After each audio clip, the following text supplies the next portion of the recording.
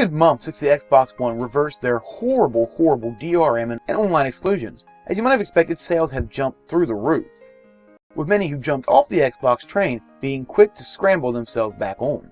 See, to me, Xbox reversing their horrible idea isn't necessarily a credit to them.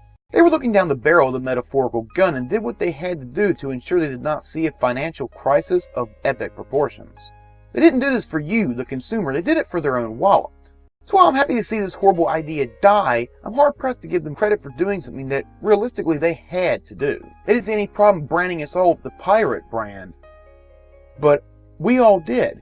And they only listened to us, like I said, because of cash. It wasn't because of brand loyalty like it should have been to start with. That said, if you want to take the plunge into the Xbox One, be my guest. It doesn't look like it's that bad of a console now that they've lost some of the asinine features that it had before.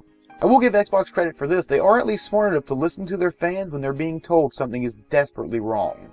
Now, I will say we in the gaming community should be keeping an eye on them for a good while. Something like this cannot happen again. Now, if you remember, I made a video about this right after their announcement. It actually got a funny response, which brings me to my next point. The response said, there will be DRM no matter what. Grow up, buddy. And for all the people that say, look at this guy, he's a fucking moron, he should just shut up, these are the policies that everybody should love, fuck you! Fuck you because you were wrong! Now see, that brings me to another topic, and that's called the idea of deal with it. Every culture, whether it's gaming or the LGBT community or any number of things, are told to deal with certain things. That there's nothing you can do about it, it's just there. The idea is old as disagreements themselves, and basically comes whenever someone doesn't want to argue, so they just say, this is the way it is, deal with it. The bottom line is, no one who ever deals with it is ever going to see anything change. In fact, voicing your opinion is the only thing anything ever will change. Something as trivial as getting a female character in the Aliens Colonial Marine game. All the way up to the massive scale such as the gay rights arguments going on in many countries right now.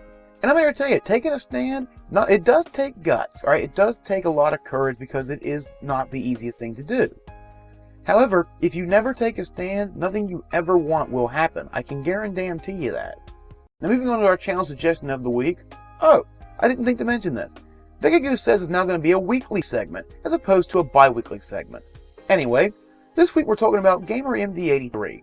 She does Let's Plays, she does videos talking about other games that are not necessarily Let's Plays, more like discussions, similar to what I do with my movie talk, but for video games. She also does a lot of things for like E3 and different cons, and she's just a very cool chick. And if you don't take my word for it, maybe he can convince you. I'm Commander Shepard, and Gamer MD83 is my favorite channel on YouTube. And there it is. Until next time, I make is VEGA GOOSE saying, that's what I said. And I'll see you next time.